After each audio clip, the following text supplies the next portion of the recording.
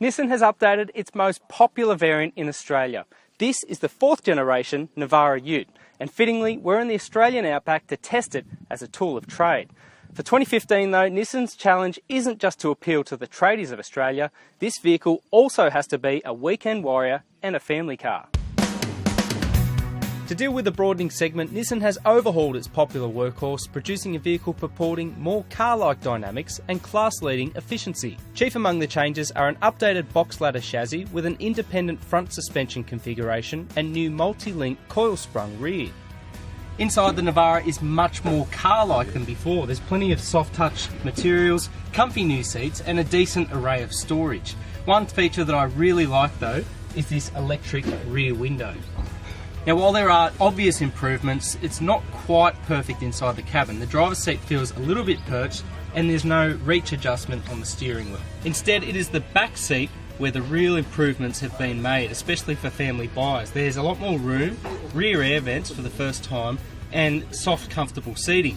There's also some sculpting in the headlining so that even if adult passengers do have to ride in the back, it's no great chore. The rear bench isn't the most accommodating space, particularly for large adults. However, practical types will appreciate a carryover under-seat storage system which liberates space for larger objects. Starting from $26,490, the MP300 Navara will be available firstly in double cab form only, with 4 different grades including the mid-spec ST Navara driven here. The ST, along with the flagship STX, is powered by a new 2.3 litre twin-turbo diesel that makes 140 kilowatts of power and 450 newton metres of torque.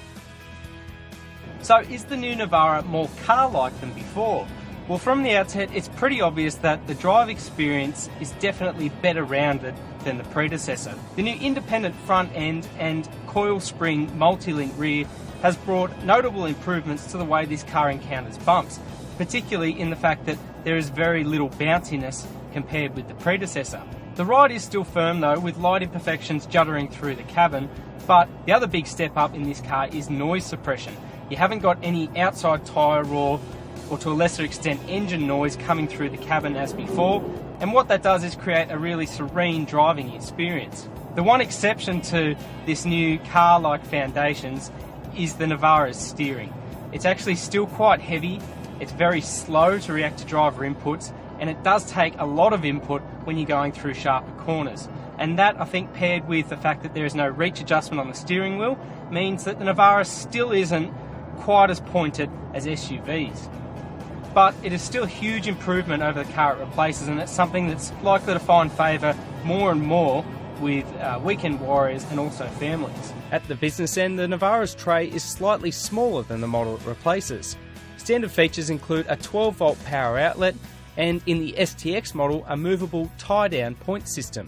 The Navara's payload is rated between 930 kilos and 1112 kilos including passengers, while towing is raised from 3.2 tonnes to 3.5 tonnes.